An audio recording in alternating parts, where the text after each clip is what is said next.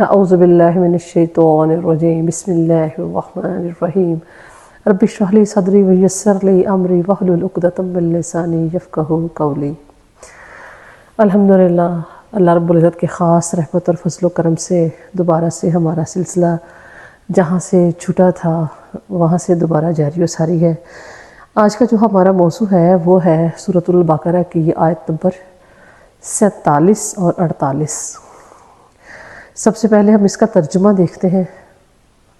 بسم اللہ الرحمن الرحیم۔ یا بنی اسرائیل اذکروا نعمتی التی انعمت علیکم وانی فضلتکم علی العالمین واتقوا یوما لا تجزی نفس عن نفس شیئا ولا یقبل منها شفاعۃ ولا یؤخذ منها عدل ولا هم ینصرون۔ بسم اللہ الرحمن الرحیم۔ یا بنی اسرائیل، اے بنی اسرائیل، اذکروا یاد کرو نعمتی میری نعمت، التی انعمت جو میں نے انعام کی، علیکم تم پر، وانی اور بے شک میں نے فضلتکم فضیلت دی تم کو، علی العالمین تمام جہانوں پر،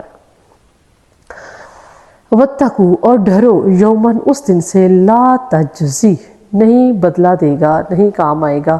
نفسن کوئی جان، ان نفسن کسی جان کے، شیئن کچھ بھی، ولا یقبل منہا اور نہیں قبول کی جائے گی اس سے، شفاعتن کوئی سفارش، ولا یؤخذ منہا اور نہیں لیا جائے گا، عدلن کوئی بدلہ، ولا ہم ینصرون اور نہ ان کی مدد کی جائے گی۔ یہ اللہ رب العزت نے یہاں سے جو قرآن مجید کا جو سورۃ البقرہ میں اللہ پاک نے اب بنی اسرائیل جو ہیں ان کا ذکر ہے، اور مسلسل آیات جو ہیں وہ ان کے بارے میں ہے۔ بنی کہتے ہیں بیٹے کو، اور اسرائیل جو ہے وہ حضرت ابراہیم کے دو بیٹے تھے، حضرت اسماعیل علیہ السلام اور حضرت اسحاق علیہ السلام۔ اور حضرت اسماعیل علیہ السلام کی اولاد میں سے صرف رسول اللہ صلی اللہ علیہ وسلم تھے، اور باقی جتنے بھی انبیاء کرام دنیا میں تشریف لائے وہ سب کے سب حضرت اسحاق علیہ السلام کی اولاد میں سے تھے۔ حضرت اسحاق کے بیٹے تھے یعقوب، ان کا لقب جو ہے وہ اسرائیل تھا، اس لیے ان کی جتنے بھی اولاد تھے، جتنے بھی آگے سے انبیاء کرام آئے، وہ سب کے سب بنی اسرائیل ہی کہلائے۔ اللہ رب العزت کی بہت لاڈلی قوم تھی، اللہ رب العزت نے بہت سے ان پر انعامات کیے، اللہ پاک کے بہت احسانات ہیں اس قوم پر، لیکن یہ نافرمانی، جب اللہ پاک ان پر انعام کرتے یہ پھر نافرمانی کرتی، پھر اللہ پاک ان پر انعام کرتے پھر یہ نافرمانی کرتی۔ نہ اللہ کے انعامات کی کوئی حد رہی اور نہ ہی ان کی نافرمانیوں کی کوئی انتہا رہی۔ تو یہاں پر یہ جو ابھی ہم نے آیت مبارکہ تلاوت کی ہے، یہاں پر اللہ رب العزت یہ فرما رہے ہیں کہ ان یہود سے اللہ پاک خطاب کر رہے ہیں جو حضور صلی اللہ علیہ وآلہ وسلم کے زمانے میں مدینہ کے گرد و نواح میں آباد تھے، کہ اللہ رب العزت ان سے مخاطب ہو کر کہہ رہے ہیں کہ ڈرو اس دن سے، اے اولاد یعقوب میرے نبی پاک صلی اللہ علیہ وسلم پر ایمان لے کر آؤ، اور ڈرو اس دن سے، اگر تم نے ایسا نہیں کیا تو پھر میں تمہارے لیے جو ہے وہ جہنم کی آگ جو ہے وہ تیار جو ہے وہ کی ہوئی ہے۔ اللہ پاک فرماتے ہیں کہ اے اولاد اسرائیل، میں نے تمہیں فضیلت دی، جہاں پر تمہیں بہت سے جو ہیں وہ میں نے مصیبتوں سے نکالا، میں نے تم پر کتنے انعامات کیے، میں نے تمام انبیاء کرام جو ہے وہ تمہیں مجھ سے بھیجے۔ تو پھر اللہ پاک فرماتے ہیں واتقوا، ان کے دل میں یہ خیال تھا کہ یہ اللہ پاک جو ہے ہمیں کہہ رہے ہیں تو یہ چند دن کی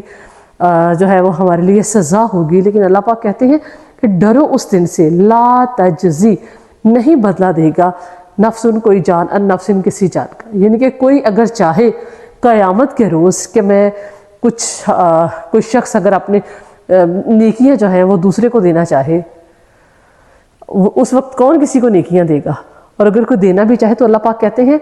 کہ وَلَنَا أَعْمَالُنَا وَلَكُمْ أَعْمَالُكُمْ، تمہارے اعمال تمہارے لیے، ہمارے اعمال ہمارے لیے، جس نے جو کیا ہوگا اس کو اس کا اجر ملے گا۔